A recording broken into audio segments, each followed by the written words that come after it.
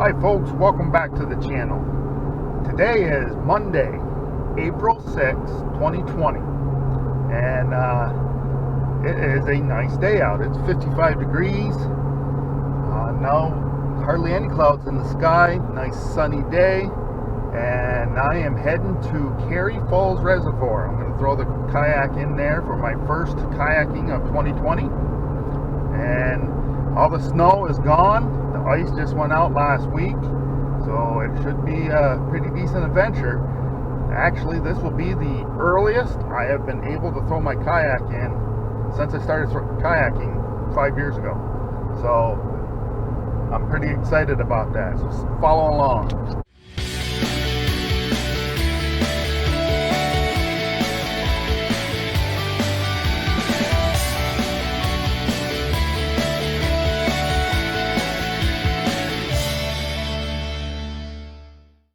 Alright, so before I head out kayaking, because this is April, this is the earliest I've ever gone kayaking. Last year, if you remember when I went kayaking for the first time, it was Memorial Day weekend. We had a very late spring last year, and it was 50 degrees last year in Memorial Day weekend when I went kayaking. Today it's 55, it's April 6th, 2020, and just last week there was still ice on Carry Falls here. So you need to take special precautions when we are kayaking earlier in the season like this. So I do have some gear here that actually I'm only wearing for the second time. I have my wetsuit. It is a 3mm wetsuit, and the idea of having the wetsuit on is I'm hoping not to get wet, but if I happen to go over out there, this suit will give me a few more minutes to be able to self-rescue, either get to shore or get back on my kayak. Now, because the water is so cold, I don't intend to be out into the middle areas. I'm probably only going to be 10, 15, maybe 20 yards offshore, preferably right around the 15-yard mark, as long as it's it's not too rocky when I'm going to be banging the kayak around. I also, the idea of the wetsuit is that when you get wet, the thin layer of water that's going to get between you and the suit's going to be able to keep that warm. It's going to be able to keep your core temperature warmer longer. Now, anyone that's worn these suits have a history of causing chafing, rashing, if you don't wear anything underneath it. Now, a lot of people don't wear anything underneath their wetsuits. I'm going to be wearing my pair of bicycle shorts underneath, and I also have a shirt that Under Armour shirt that I'm going to wear over the top. You don't want to wear anything that's going to be cotton, because cotton will absorb the water. Over my legs, I have a pair of windbreaker pants. They're fleece lined, so they are going. These are the type of pants that if I do go overboard, if I have to shed these, I can shed these in the water quite easily. They're going to keep my legs warm while I'm in the kayak with it, because there is a slight breeze. But I think once I get out there in the sun, I'll be just fine. So I'm going to get those on, and we'll go kayaking. So now that I got my gear on, I have my my paddling jacket on here. This paddling jacket allows me to move quite well, and it will not hold water if I happen to go over, and it will help keep me warm for a little bit longer than normally if you didn't have one on. Underneath I had my Under Armour shirt. Underneath that I had my wetsuit, and then underneath that is my bicycle shorts. But one of the most important things you're going to need in paddling in cold water is your PFD. Anyone that follows my channel knows that I don't wear my PFD very often, but in New York from November 1st to May 1st, it is a requirement to wear it. Since I am going out on cold water, I am going to be wearing this. It wouldn't matter if it's the law or not. I would be wearing it in this type of environment. Usually in areas where I'm familiar, I don't wear it because it does get hot. 85 degrees out, but today it's a nice 50, 54 degrees probably now, so that's how it goes. Now this is Carry Falls Reservoir. I'm just about ready to get in here. And just to give you an idea how low this reservoir is in anticipation of the mountain thaws and the water increasing coming down through, Carry Falls is going to be the one that's going to be holding the vast majority of the water that comes down. So my kayak is sitting right at water's edge, and normally the water line would be right about where I'm standing right now. So this is where the water line normally is, down by my feet and right out.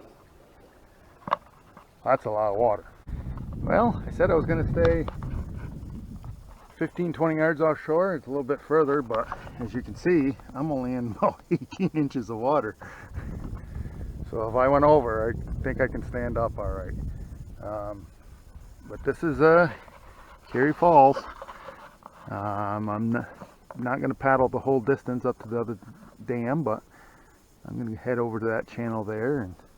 But I just wanted to show you what the depth of the water is right here, and I had to move away from shore or I was going to end up on the beaching myself.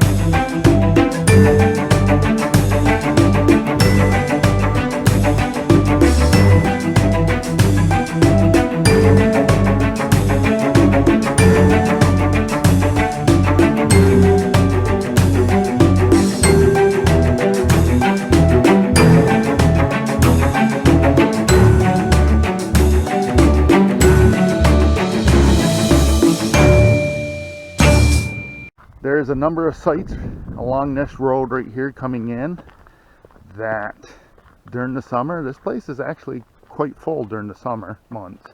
There are no power sites here. There is no, there's one spigot where you can fill up your water tank or get water. And this is the site right here that I normally take when I get here. And I can back my rig right into here. And I'm right on the bay right over here that comes in. It looks like there's a tree down there, but there is a number of sites. And this is an older campground. When you come in, I think there's 16 sites. The caretaker takes one, so there's only like 15 sites here then. Most of them you can get a RV in on, but if you notice that when you back your RV in here, you would back in your pop-up or smaller RV into a site like this, your door is going to be on this side of your camper and your fire pit's on this side. That's the only thing strange about this campground, is that most of them are like that. So I put my camper on this site before right here, been able to back right in over here at an angle, but this campground, I think they charge $16 a night when the caretaker is here. That yellow building that's over here is just bathrooms. There is a sink there with running water. These are not flush toilets here. These are compost toilets that are here.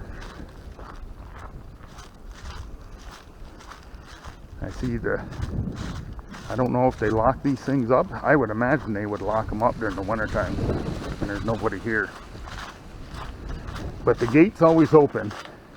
So, because the boat ramp is at the, right down where my truck is. But I imagine they lock these up. No, they don't. They're open. Wow. I figured they would lock them up. The water's off, that's good.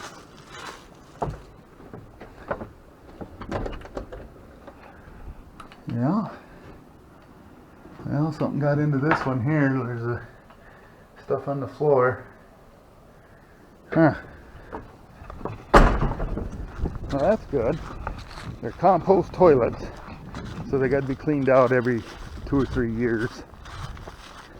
And they use it for fertilizer on gardens someplace. I don't know where, but it's not my garden. But these sites, I believe there's 8 on each side, and the caretaker site usually sits right over here. But that's the one thing about these sites, is that when you have an RV, if you back in, there's the fire pit, and your door is going to be on this side. So kind of a weird setup, but this campground has been here for, Jesus, a number of years. Been longer than I've been walking around this earth. So if you liked the video, give me a thumbs up. Subscribe to the channel to follow the adventure. Thanks for joining.